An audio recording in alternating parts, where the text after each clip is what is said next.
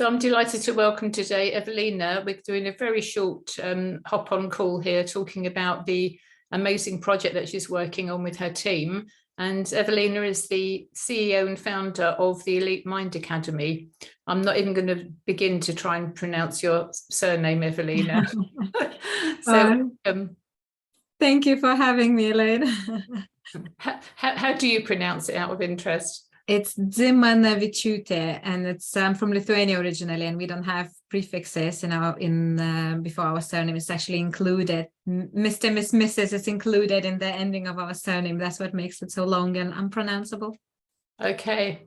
Okay. Well, welcome. My grandmother was called Eve, and my daughter's middle name is Evelyn. So we're in good company. So tell us a little bit about the Elite Mind Academy and how you got involved with this project, and a bit about the project itself. Yeah, so the purpose of this project, and actually this company has been incorporated just at the beginning before just before the pandemic, actually, and our goal initially was to support other experts in health and well-being and care to help themselves. So we kind of asked that question, as you working so hard supporting and helping others, who supports you? And we really wanted to be that place of support to help others. And how we got there was that my background is in two different areas. On one hand, I was working as a consultant for talent strategy and leadership development in a corporate environment. And on the other hand, I was working as a therapist and a coach with people who are suicidal, with people who are struggling with a variety of long-term mental health conditions. And at some point, I ended up combining the two and set up my consultancy with a goal of still growing and scaling businesses, but in a way that it doesn't come at the cost of people's health and well-being, right?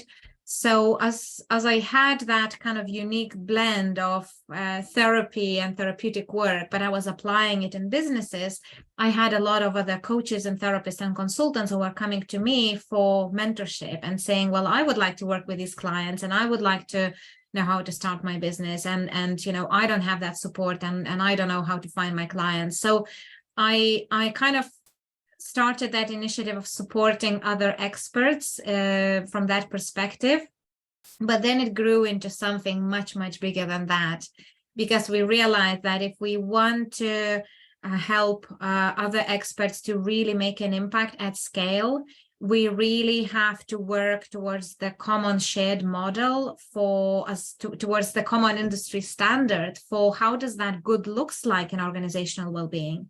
And if I'm bringing a collection of different experts to work together, we have to have shared ways of how we measure success. We have to have shared definitions of how organizational well-being looks like in organizations.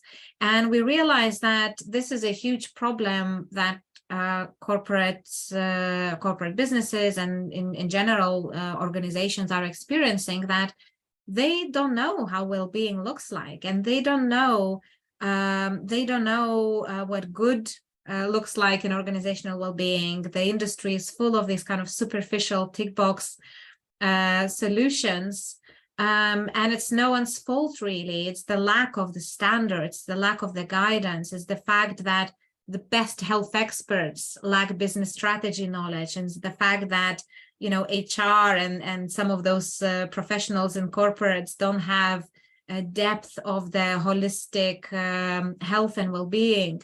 So we really looked at some opportunities of how to kind of standardize and how to build some of those assessments. We started building psychometrics and measures, how to measure the impact and how to measure health and well-being on individual level, how to measure the health of organizations at the company level. And as we were increasing awareness of the topic and the need for the standard, then some opportunity came our way from Innovate UK competition that it's been shared with us to submit a proposal for funding. So we've been awarded the funding specifically with a criteria to design national guidelines for organizational well-being strategy. And yeah, we are really aiming to identify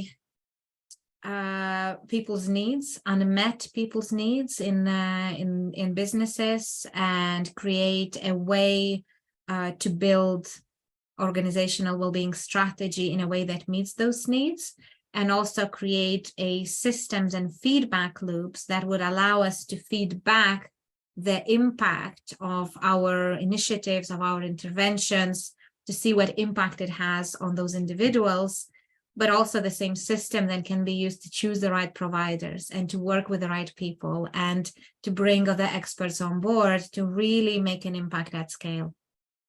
I'm really excited about this whole concept, Evalina, as we spoke off camera about this, because there, as you say, there are no standards, and I'm forever kind of throwing my hands up in horror when people say, oh, this organization looks after their staff. Well, what do? They give them a gym pass. Well, yeah, but they're working so much, they never have time to go to the gym. Oh, but they offer health and well-being lunches. They offer all these different things, and as you said, it's a tick box exercise. So walking the talk is totally different to actually saying that you've got a strategy and implementation, and also the return on investment. And I think that's a missing piece, because so many organizations they weigh up the cost, the effort, the stress, and all the rest of it, and they go, oh no, it's too difficult, and they move on. Absolutely. And I think the key in here is that when we do this right, it is not an extra cost. The best well-being interventions are embedded in your company's way of working. So it can be a huge cost saving, because you don't have to have, the list of other providers and these workshops and apps and elaborate, platforms with all their libraries of resources, if you really know how to support your people in the right way, right? And the questions that we are really answering is, how do you first make sure that everything you do is tailored to your people's needs? So it's not something that, your competitors are doing, or because it looks good for the marketing, or, some HR person decided that this is a good idea, or sometimes it's initiatives that are marketed in the nicest way that it gets the most attention, but that's not the ones that drive the biggest impact, right?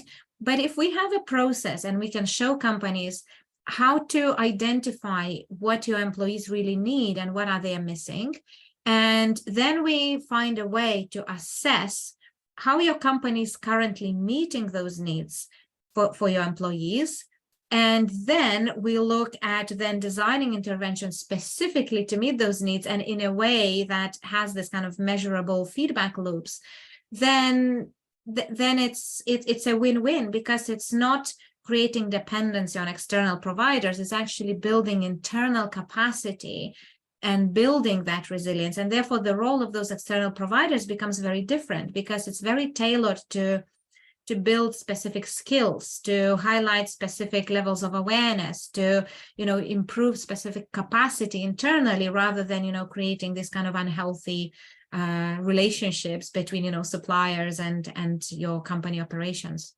Absolutely. I work with lawyers and accountants, as you know, and the reason I do that is because dealing with the senior leadership, the managing partners, the managing directors, etc., who are open-minded to truly walking the talk and looking after their staff, they realise the return on investment is absolutely huge. And as you say, they don't actually need to do an awful lot extra, but by making things available to their team members and supporting them and encouraging them to take part in whatever the thing is. And everybody's, every organisation has got individual needs. Manufacturing, professional services, retailing will all have different needs. So I love the idea that it's specific to different industry sectors at a research level, but then at a national level, when you produce the results, it's going to be all encompassing, that everybody can adhere to these basic standards. Absolutely, because when you look right now, there is no even a standard definition of what organizational well-being is. Yes. People don't even know the difference between wellness and well-being. People don't know the difference between mental health and mental illness, right? And all of those are different things, and therefore it requires different action. And some of those things are responsibility of individual, There are things that it's up to each of and every one of us to be able to act on our own, practices of self-care. But then there are responsibilities of employer, and then also there are boundaries how much employers should go to support their employees, because we cannot expect managers to also become therapists for their employees, right? So where is that boundary? How far the company should be supporting, and what happens when it's beyond that boundary, and who do your people go to? And that's where the role of expert providers comes in, because we need to build the internal capacity, but we cannot overload ourselves with things that shouldn't be, part of our job role, and it's not actually helping our business, right? So like our definition of organizational well-being is a process that drives human, economic, and environmental outputs and sustainability, right? We need to embed those processes into the business.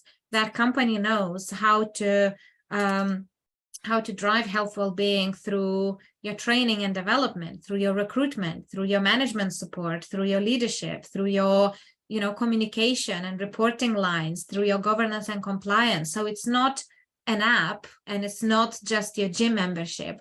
It's really looking at the wider ecosystem of relationship between the individual and their individual needs and struggles and all of their unique identity, and what happens to that individual when they're placed in the working environment, and when that person brings their own personal struggles, how that changes environment, how it manifests in the work performance and productivity, in the work relationships, and other way around. When we tweak something in a working environment, when we adjust our training, when we adjust our reporting lines, when we correct our policies and procedures, and we make sure that we really have healthy culture and ways of working, how does that then impact on each individual ability to provide for their own health and well-being needs, right? So it's really creating this ecosystem of support, rather than kind of finger pointing and blaming and kind of creating the reliance on external support. Absolutely. So I think it's absolutely fantastic. As I've said, how do we take this forward? Who should be applying to you? What type of organizations, what size, what industry sector? How do they get hold of you? Yeah, so we really interview organizations on case-by-case basis, and we are really looking for a mutual benefit, that they have access to users for us for research. They are willing to contribute their feedback in co-designing the process with us. Initially, we looked at specific size of the organizations, but actually we scraped that away, because we understand that even smaller organizations, that they can add a lot of value in a different ways. So for as long as companies prepared to work with us to give access to their company's ways of working, to interview their people, to go with us through the process of giving feedback on our processes and help us to co-design that strategy, then the output that we co-create together, there are kind of double-sided benefits for that, right? So we receive data and information and feedback on how we work and our consulting process. And the company in return receives custom designed framework and implementation strategy for 12-month roadmap of what needs to happen next. And within that 12-month roadmap, we make specific recommendations of services. So we are also looking for companies who are then willing to take action and actually invest in their employee development and invest in some of those services. However, the whole research part is fully funded. So for as long as companies keen to go through entire process and test the full flow, I'd love to have a chat with them and explore. And you can reach out to me on LinkedIn, or also by emailing research@elitemind.co.uk, and one of our team will get in touch to book a chat and explore. That's brilliant. So it doesn't matter then the size of the organisation or the industry sector, and anybody. The key thing is the willingness to, the ability to participate and co-design. Absolutely, because the fact that we're designing national standard, it has to be replicable across different sizes of the organization. It has to be applicable for different industries, for different sectors. And therefore, we are looking for a representative of different sectors. So if we already have a research partner that is representative of very, very similar, size of the business and organization and so on, that, that also kind of part of our criteria. But again, it's very difficult to tell because we are shaping those relationships with every research partner on each cases separately. And for as long as they are willing to involve in the process and the co-design, then there are mutual benefits for us. Brilliant. So which funding pot is it? Did you say Innovate UK? It's Innovate UK, yeah. Okay, brilliant. So it's a recognised funding pot, and your organisation is the Elite Mind Academy, and the email address for inquiries to go to? That would be research@elitemind.co.uk, or also you can email me directly at evelina@elitemind.co.uk. Or find you on LinkedIn. Yes, absolutely. Marvellous. Thank you very much for your time, Evalina. I look forward to working with you on this project and seeing what comes at the end of it. Very exciting. Thank you so much. And thank you for your support, Elaine.